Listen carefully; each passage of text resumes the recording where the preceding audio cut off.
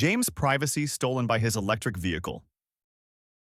Before 1 year ago, James had never thought much about what happened when he plugged in his EV. To him, charging was just coffee time. One night, though, that illusion cracked.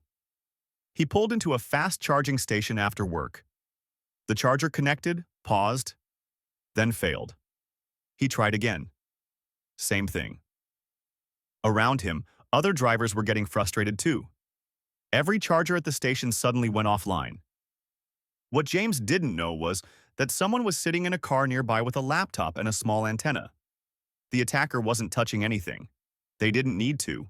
By interfering with the power line communication (PLC) signals running through the charging cables, they disrupted the handshake between cars and chargers, a classic broken wire style attack. The station looked broken, but it was being jammed. Earlier that week, James had also charged at a different station using a QR code. That QR code had been fake.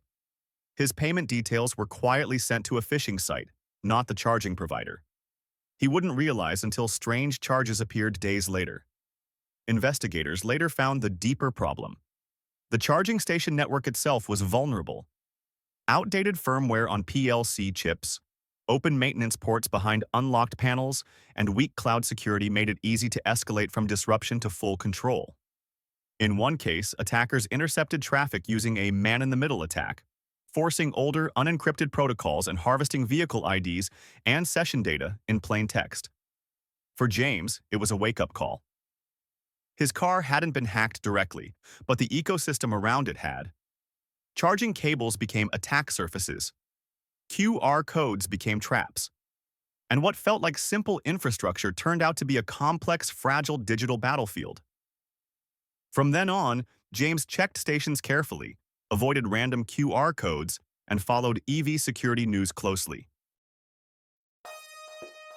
But you guys don't want to afraid, if you are using Tesla, that security system is perfect.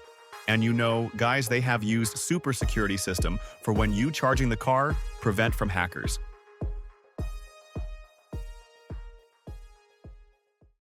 First, security starts the moment you plug in.